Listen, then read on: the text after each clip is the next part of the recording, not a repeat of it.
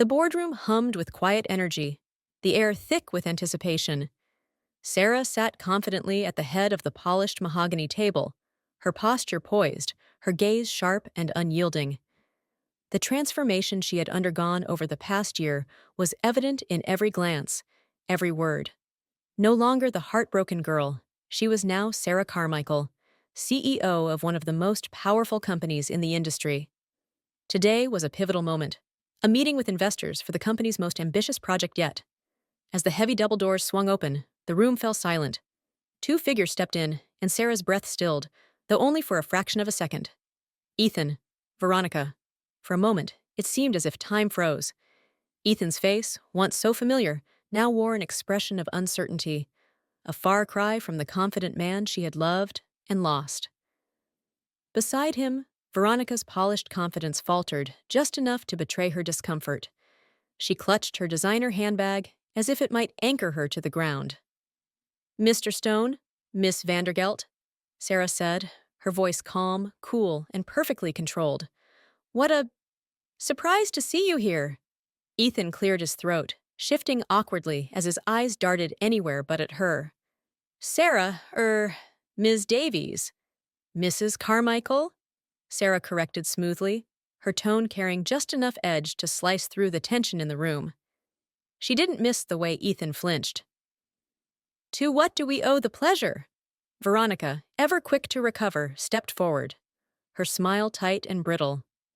"We're representing a group of investors interested in your project," she announced. Her voice was confident, but her eyes betrayed her unease. "Our firm has a proven record of successful investments and delivering high returns. We're confident we're the perfect partners for this venture." Sarah leaned back in her chair, lacing her fingers together. A subtle smile curved her lips, one that didn't quite reach her eyes. "Interesting," she said coolly. "I wasn't aware your firm was doing so well. I've heard other things." Ethan paled, his composure cracking further. Sarah's words hung in the air like a well-placed dagger. She knew all about their struggles, the plummeting profits, the failed ventures. Ethan and Veronica had walked into this room expecting a business opportunity, but they were woefully unprepared for the woman sitting across from them. "We assure you, Mrs. Carmichael," Ethan began, his voice unsteady, "we can deliver. This project is very important to us." Sarah's gaze sharpened. She let a beat of silence pass, long enough to remind everyone who held the power. Then, with measured calm, she said, "Your interest is noted, but I've already made my decision." Ethan's face fell. Veronica shot him a quick, panicked glance, her veneer of control slipping. "Surely you can reconsider?" "I don't think so." Sarah's voice was firm, unwavering. She turned slightly and gestured toward the man, who had been quietly observing the exchange with an amused smile. "Alexander Carmichael. Mr. Carmichael has presented a proposal that not only aligns with our goals, but also with our values.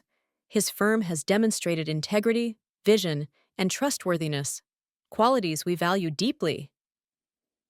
Alexander met Sarah's gaze with a subtle nod of approval, his eyes brimming with pride. "It's been an honor working with you on this, Mrs. Carmichael," he said warmly. Ethan's desperation became palpable.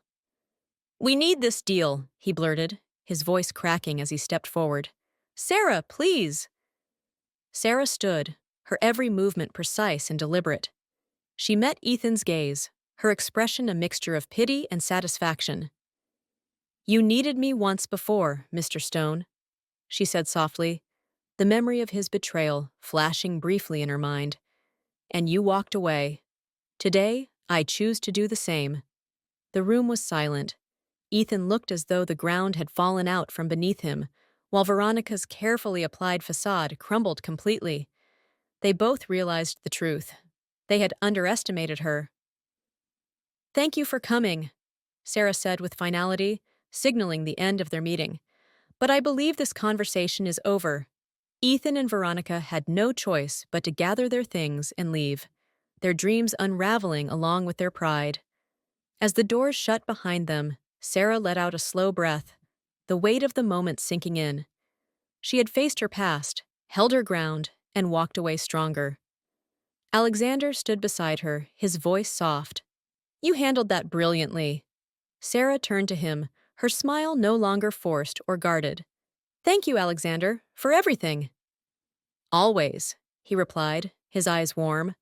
As she looked around the boardroom, her boardroom, Sarah felt a sense of triumph unlike anything she had ever known. She had risen above the heartbreak, the betrayal, and the doubts that once haunted her. She had claimed her place as a leader, a visionary, and as someone who would never let anyone else define her worth. She was Sarah Carmichael, CEO, partner, and a force to be reckoned with. And this time, she was the one writing her story,